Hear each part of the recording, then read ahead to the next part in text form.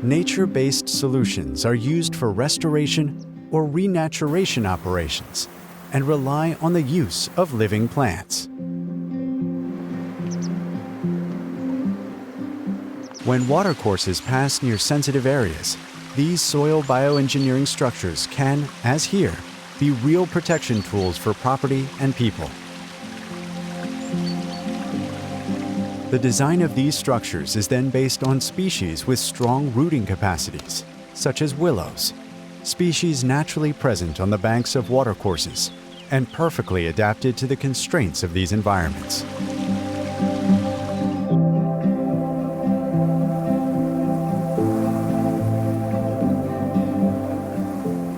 The implementation of these plants in protection structures will take place from November to March, which corresponds to the period of dormancy.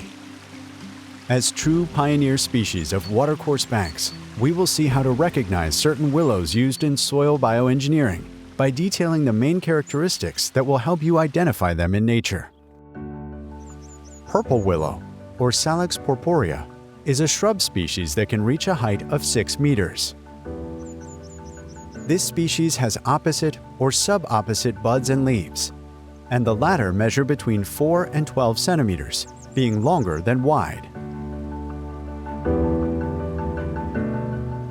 This widely distributed species in many environments has a very good survival rate and a certain resistance to drought. Bitter or olive willow, Salix eleagnos, is a shrub species, rather mountainous. Its branches vary in color from yellow to reddish. The leaves are oblong, with a white and tomentose underside and rolled edges. This species can grow on very coarse substrates, giving it good resistance to drought.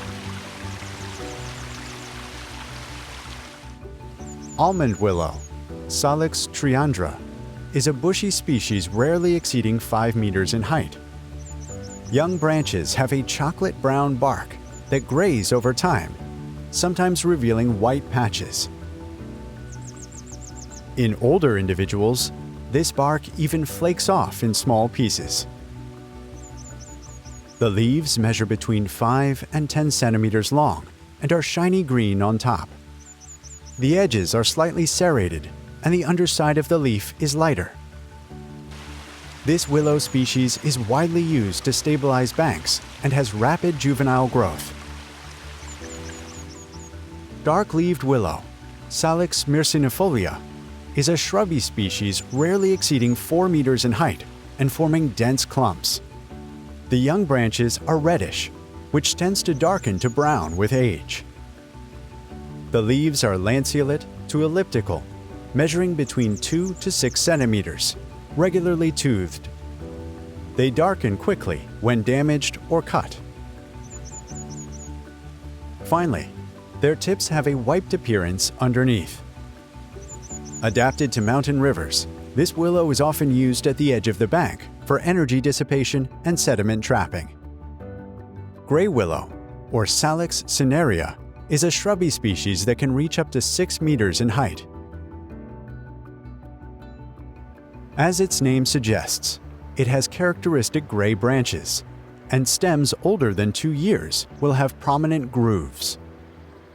Its leaves can reach up to 12 centimeters in length and are ash-colored underneath, with prominent veins.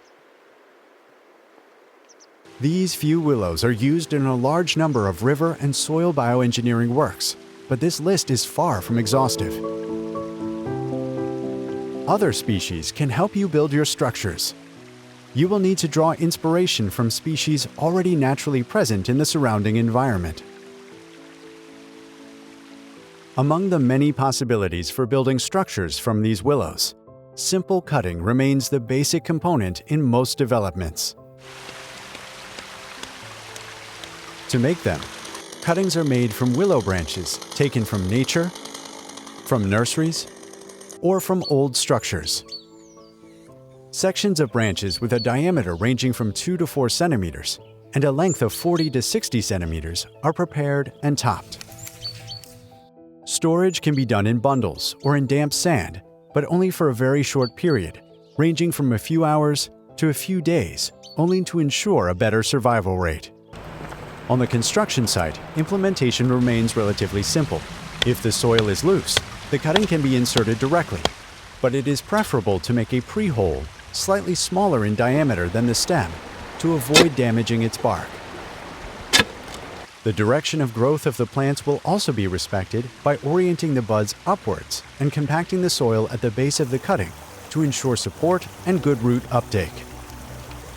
The installation of cuttings can damage the tops of the stems. Care should be taken to remove these upper parts by cutting them at an angle, which will prevent diseases and fungi.